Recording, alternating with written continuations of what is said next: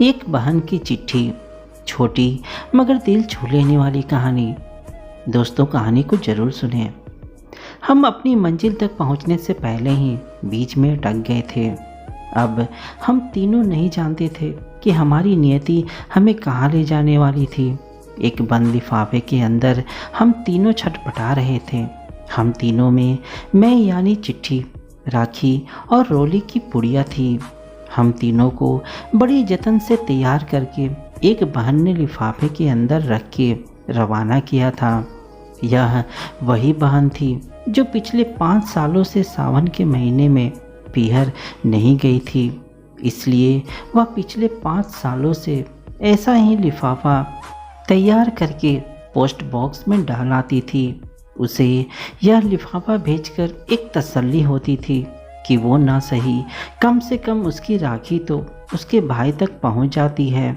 मुझे रह रह कर उस बहन की सूरत याद आ रही थी।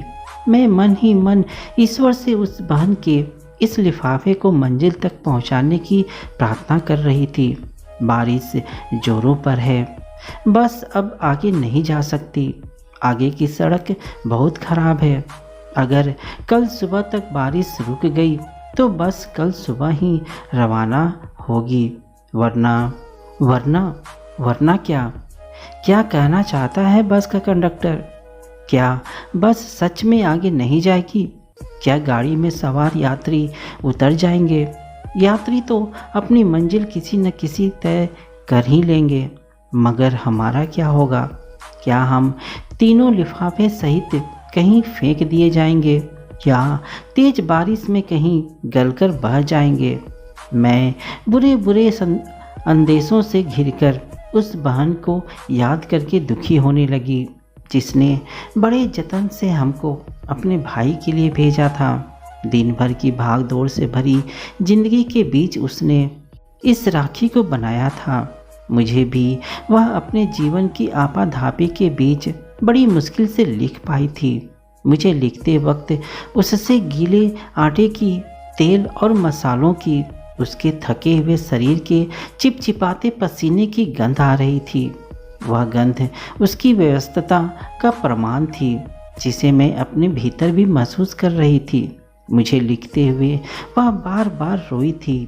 उसके साथ मैं भी रोई थी, पर यह सोचकर अब मुझे और भी ज़्यादा रोना आ रहा था कि हम उसके लिखे पते पर नहीं पहुंच पाएंगे। कुछ देर बाद किसी ने हमें छुआ तो मैं घबरा गई। फिर गाड़ी स्टार्ट होने की आवाज़ आई तो मैं समझ गई कि ड्राइवर गाड़ी वापस ले जा रहा है। तभी गाड़ी को धीरे से आगे बढ़ता ड्राइवर कंडक्टर से बोला, भाई, आज डाक बाबू ने बस में खूब लिफाफे रखे हैं।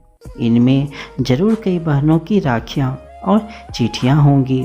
अच्छा हुआ कि बारिश रुक गई, वरना इन बहनों की राखियाँ और चिट्ठियाँ रह जाती।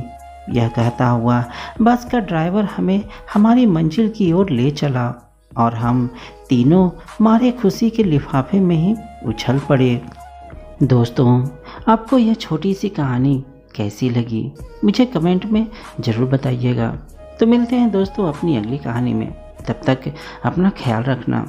धन्यवाद दोस्तों।